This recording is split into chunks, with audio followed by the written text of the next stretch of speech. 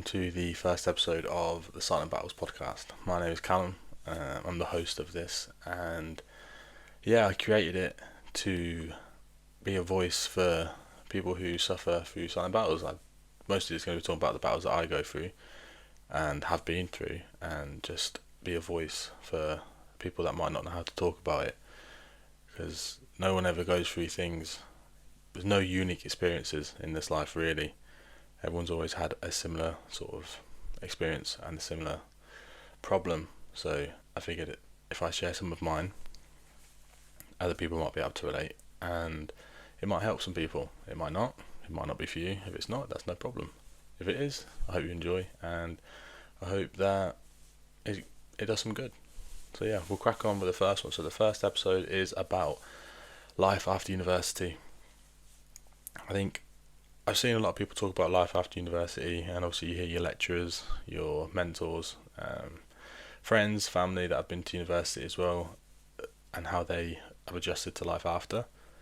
Some get into a job straight away, some don't, some struggle to find a job, some people work a job that is meaningless to them, some people work in supermarkets, some people work corporate, some people work jobs that they're again just not interested in.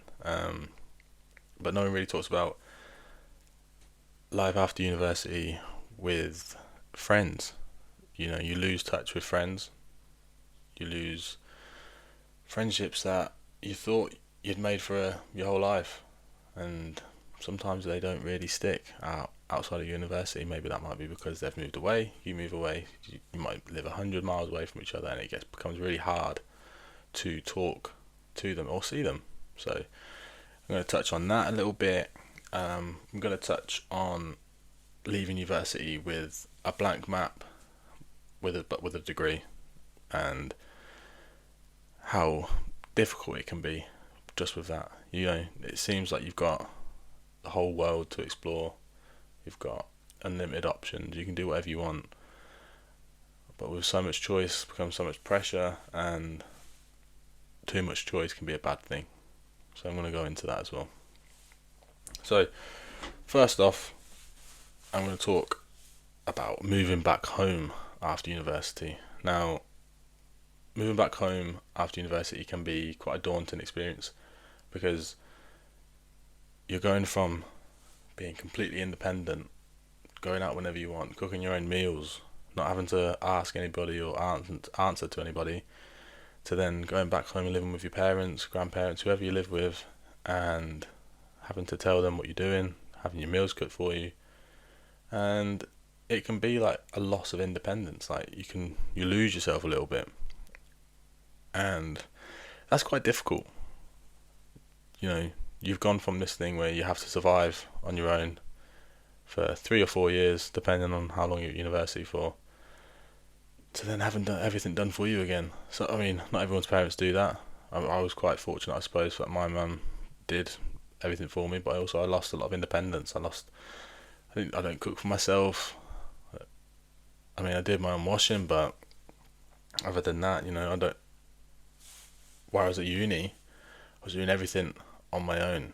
I was making my food, and it sounds like a bad thing, but like, you lose your independence, and when it comes to moving out again, you have to gain that independence back, and you also have to answer to people. Like, when I was at uni, I'd go out most of the time, most of the week. I'd just be out enjoying myself with my friends, going clubbing, playing rugby, just going to the pub. I could get in at whatever time I wanted to get in.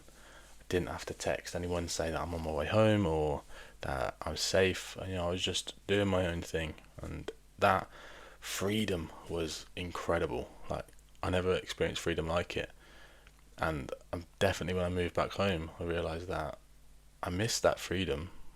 I miss not having to answer to anybody, and I struggle to do it now. Like, I struggle to give people an explanation of where I am, what I'm doing, because I didn't need to do that, and I think I struggled to get out of that headspace.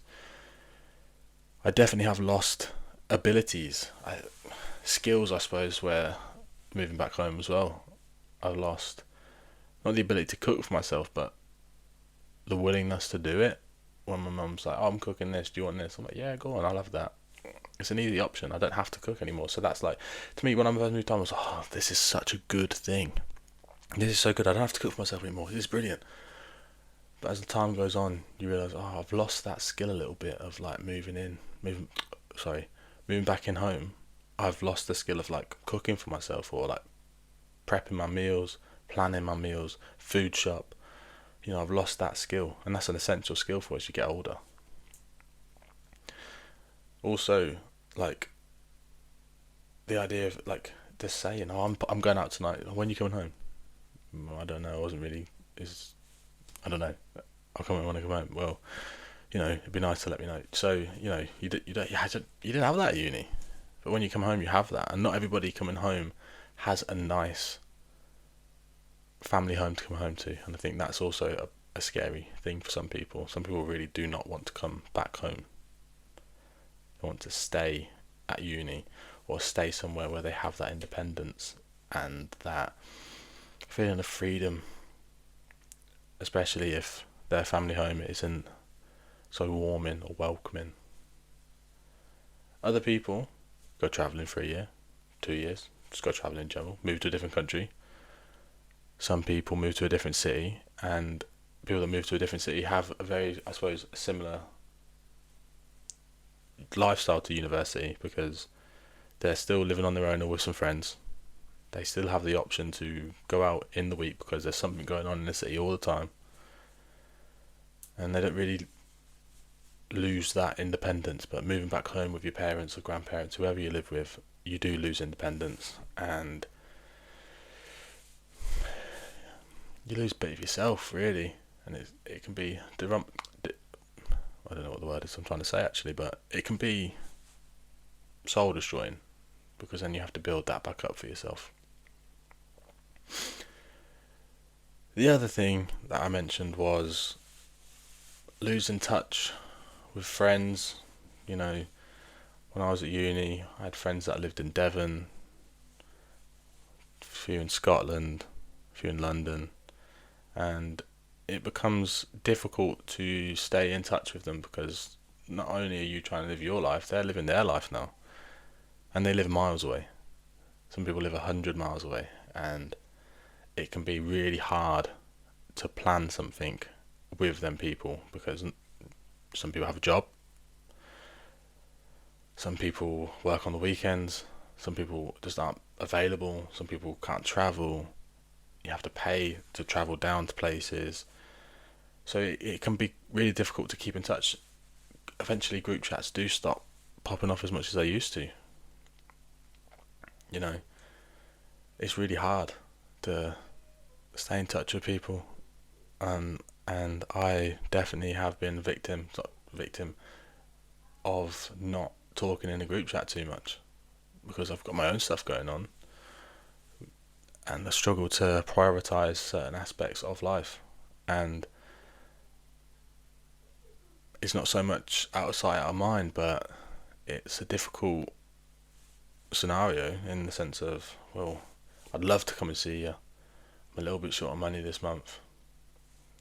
I have to get a train. Train can be £100. Do you know what? How about we move it to next month, and I will try and plan something then. Next month runs around. Same thing. Maybe they're struggling this time. And it's just difficult. It's not an easy experience leaving university. I think people like to think that leaving university, the whole world's your oyster. You've got so much you can do now, so many places you can go. Make sure you keep in touch with your friends, but the reality of it is, if you settle in your hometown for a bit too long, you probably stay there, because you get comfortable again, and then the comfortability is something that will keep you there. And then you lose touch with people, sometimes forever. It's also difficult to get back on track with friends that you had before you went to uni. They might have gone to uni, or they might not have gone to uni. So there's two different things. the people who've gone to uni, they might have changed a little bit. You might have changed a little bit. So they're not really the same people that you knew once upon a time. You know, they might have different personalities now. They might like different interests to you now. So you might not have as much common with them as you once did. So it's about learning to be friends with them again, and if you want to be friends with them again. And as for the people that didn't go to uni, you don't really know much about them anymore. Like, they've been working, they're at a different stage in life to you. They're technically, if people want to say it, like, they're technically 3 years ahead of you because they've been working for 3 years. So they've got a stable job, maybe. They have a house. They might have kids. They might be getting married. And you might feel behind, and it's easy to feel behind in that situation, really, because it seems like they're so much further ahead of you in life than you are now. And yeah, that can be a barrier to connecting to people again, and you have to build them friendships back up. You also might have like a longing to sort of get back into like a city, get away from your hometown. I mean, it's difficult, and I think that's what people don't really talk about, is the fact that you're isolated because you're no longer with the friends that you were at uni with, and sometimes you're not as close as to the friends that you were with at back home. So it's a struggle, and like I said, I don't think people talk about it enough, and you can feel lonely, isolated, and all these other things, all these other feelings that can crop up, almost like a loss of identity of who you thought you were or who you are, but you're no longer that person because you're no longer in that environment. So this next section that I'm going to do, I'm just going to share a few things that I think people might struggle with, because the things that I definitely struggled with. The first one is the comparison spiral. So you see people, I've touched on it a little bit already, but you see people who you went to uni with, they're out there travelling. You probably didn't save any money to go travelling. I'm talking to myself now, really. So I had to move home, and I'm seeing so many friends go travelling, doing all these cool things. I'm thinking, I wish I did that. I wish I could have done that.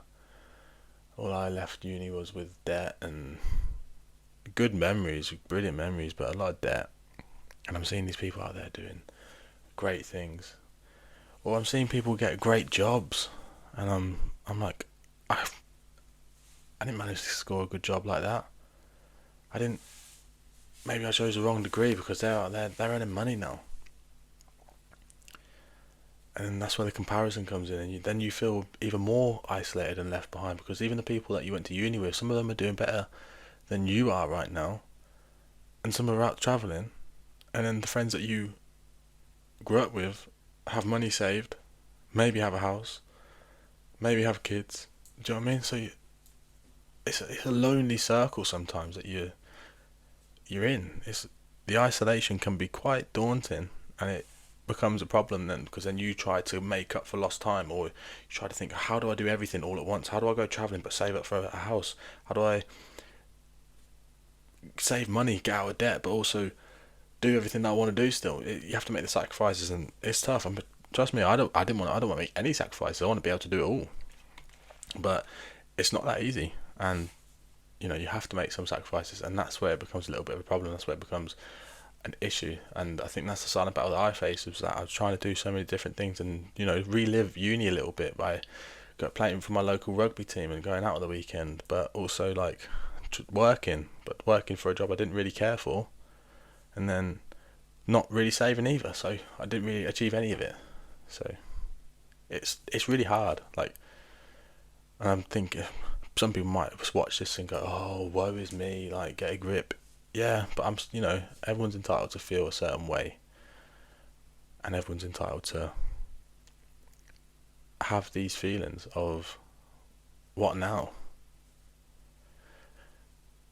The friendship drift is what I've touched on. You lose touch with friends. Next thing you know, you're not talking anymore, barely talking, and it's tough. It's horrible. And the money pressure, like I've touched on just then as well, like, do you go for money or do you go for purpose? Like when you finish uni, do you focus on trying to get out of debt or trying to save for a house, or do you focus on finding something meaningful? It's a real tug of war, you know. It's really hard to pick what you want, and you almost feel pressured to make that decision, which makes you not want to make the decision. And it's like, what matters more, money or purpose? And in this day and age, money means more than purpose, unfortunately. And you get dragged into doing something you don't care for, and you lose your soul by going into something corporate or going into, and I mean this in no slander, but you end up working at Tesco's or in a supermarket or something that there's nothing to do with your degree, that you have no passion for, just because you need money in that moment, and you can get stuck doing that, and it's awful and it's so sad. And I see people that have done that and they hate it, but they can't get out of it because they need the money, and it's so horrible. And it's so hard. It is really hard, because even the jobs that you want that have something to do with your degree, you come out of uni and they still want 3 years experience. And how is that possible? Like, even the entry level jobs want 2 years, and it's so tough because you can't. But where are you supposed to go? So I think to reframe them slightly, we should look at it like, in the comparison spiral, we should look at it more so like, I'm not behind. I'm between chapters. You know what people say. I'm not jobless. I'm just between jobs at the moment. Reframe it like that. You know, make it a little bit fun for yourself. Take the mick a little bit, because if you can't take the mick at yourself, then who can? The friendship drift. You know, drifting from friends is normal, right? It's now a new skill, is learning how to maintain that relationship. Maintenance is a key skill you're going to have to learn in life, regardless of where you're at. When you get in a relationship, when you get married, you're going to have to learn how to maintain friendships at some point, because your priorities change. So this is a good skill to learn while you finish uni. And money versus pressure, I think. Money pressure versus purpose. I think you can reframe it into earn today, build tomorrow. Both can be true, but reframe it how you look at it, rather than, this is pressure now, I need to get money now, I need some money now. Think of it as like, I'll earn this today and I'll put some towards tomorrow, and I'll put some towards maybe something fun in the future. So this next step, or this next section of the podcast, of the advice center, I don't know, is just things that might actually help, that I wish I did when I finished uni. I didn't, but I'm not going to gatekeep certain things just because I didn't do it. So you got the 2-track plan. So this one is, for 90 days, do something that brings you in money, and do something that brings you in meaning. Whether that's doing a blog, whether that's doing online creating, whether that's starting up a passion project. Do that alongside doing a job that's gonna guarantee to bring you money. See if the passion project lifts off, and if it doesn't, then maybe take a step into going into a career that is a bit better, or you've saved money. Maybe, I don't know, you've saved money, so why not go travelling? You've earned it. You've done something for 90 days, maybe longer. And yeah, so the 2-track plan, I'll say it again just so it's clear. Do a job that earns you money, and do something on the side that is a passion project. And hopefully from that you'll see whether your passion project is something that you want to carry on with, or the job that you've done you might enjoy, might not, but you'll see which one you prefer. 5 reach outs a week. Now, this one's a lot harder, I think, because it can become time consuming, or it can be a bit of a drain, I think, sometimes, but is to reach out to friends that you went to uni with, reach out to friends that you are back home with, reach out to mentors to see if they've given you any advice, like uni mentors and your lecturers to see if they've got any advice on what else you can do to get further. The university that I went to was all for helping students after they left, so I'd imagine that most other unis are the exact same. 5 a week, it's one a day. It's not too bad. You can reframe it and maybe put it to 3 reach outs a week, because I know that, like I said, friendships from uni, they can falter, they can stutter, and if you're not reaching out every week, or if someone's not reaching out to you every week, that week can turn into 2, that 2 can turn into 3, and then the next thing you know, you're just wishing each other happy birthday on Instagram, or special occasions. Congrats on your engagement. Merry Christmas.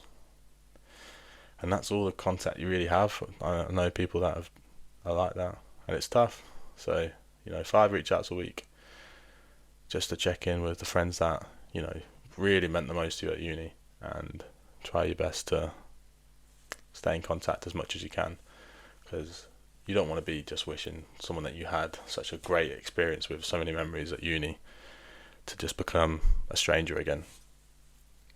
Personally, anyway. Finally, the last bit of advice would be, people are going to hate saying it, but focus on your CV. Yeah, really make sure your CV's up to scratch. It's in good condition. People say 1 page. I guess 1 page is, they want a quick look at it, put down all of your outcomes, all of your strengths and everything, but get a professional to look at it. Recruitment agencies, if you've got friends and family, maybe some of them are in HR, just say, look, is this CV okay? Do I need to add anything? Reach out to people and be like, how can I boost my CV to get noticed more? Or if you go for job interviews and be like, okay, I didn't get this one, what advice would you give to me? How could I improve going forward? Because I would really like to get a job in this area, and I would just like to know what you think I was lacking in. Routine anchors, when you come out of uni, it's easy to feel sad and sit in your room and not doing anything. So create a routine, whether that's you set yourself to go to the gym in the morning or the evening. You get out, you go for a walk. You get up, you apply for jobs. Set a routine, because without a routine, things go to shit really quick. Like really quick. I'm a sucker for falling out of a routine and feeling crap about myself. So get into a routine and focus on that. Like, stick to it, and you'll feel better, you'll feel more alive, and you'll feel like you've got a bit more purpose going on. Money check-ins, keep a budget. Again, you haven't got a student loan coming in anymore, and if you haven't got a job, money's going to go real quick. And I was guilty of that. Don't get a credit card, please. Guilty of that too. Yeah, do not get a credit card. If you can't afford something, do not buy it. And if you have to get a little part-time job for now, or a job that's nothing, not where you want to be, just do it to keep yourself afloat for the time being, and budget that. I'm telling you to budget. I'm the worst with budgeting. My partner tells me off all the time, but it's true, and she's right. You need to budget to make sure you have enough money to keep things afloat. Finally, checking on your mental health. Come on, like, if you notice that some things are going wrong and you're feeling low and you're struggling, please check that. Keep a journal. Go to therapy if you need to. Try your best to stay on top of your mental health, because once you start to slip and slide a little bit, it's very, very slippy.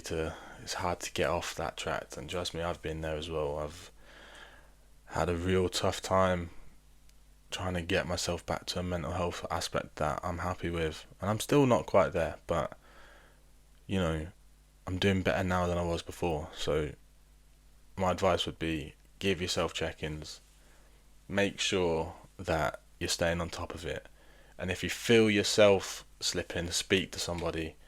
Don't fight it alone, because fighting it alone doesn't always help. and in fact it probably makes it worse. So yeah, look after yourself with your mental health after you finish uni, because it is a torrid time. It is difficult. It is scary. So the last section really is two questions that I'm going to ask you. One for the people that are leaving uni, and the second one is for the people who have left uni. So the first one for the people who have leaving uni is, what are you most scared of about leaving uni? Is it job? In fact, I'm not gonna answer that with a leading question. Just answer, what are you most scared of about leaving uni? And for the people that have left uni,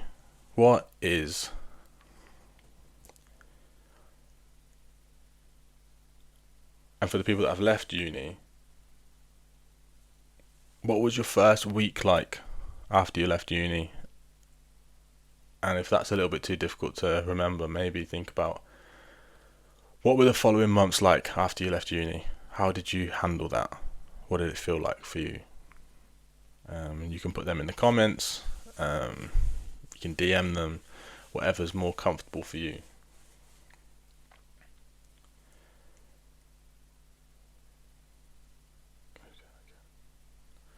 So this last section is my two questions to you. One for people that have left uni and one for people that are leaving uni.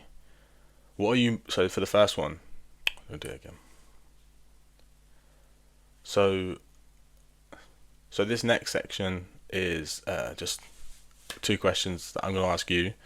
And the first one's for the people that are leaving uni, and that is, what about leaving uni is scary to you? What scares you the most about leaving uni? And the second one, to the people that have left uni already and have been out maybe for a couple of years, is what did that first week / month feel like when you left uni and you moved home? How did that feel? What emotions came up about it? And it'd be nice if you could put your responses in the comments, or you can DM them. I'd prefer the comments if possible. But yeah, let me know, because everybody has different experiences, or everyone thinks they've got different experiences, but you might find that some people have some really good things in common with you. So yeah, that's the end of the episode. Thank you for listening. It's the first one. Let me know if there's anything that's bad. Let me know if there's anything I can improve on. Let me know if you liked it. Like it, subscribe if you would. And yeah, this is the first of a few, because I've enjoyed doing this. I enjoy talking. And I think hopefully it can do some good. Hopefully it can do some good for me, give me a bit of purpose, but also hopefully it can help you and help you feel seen. Because there are no unique experiences in this life, really. As much as we think we're going through things alone, there's always been someone who has been through something similar. And I think it's beautiful, because if people are willing to share experiences and share how they got through certain experiences, the world would be a little bit nicer, and people wouldn't suffer alone as much, and there would be no need for silent battles anymore. So yeah, I'm hopeful that maybe we can create a little community and do something nice with this. But yeah, so anyway, thank you for listening, and I will see you on the next one. Bye.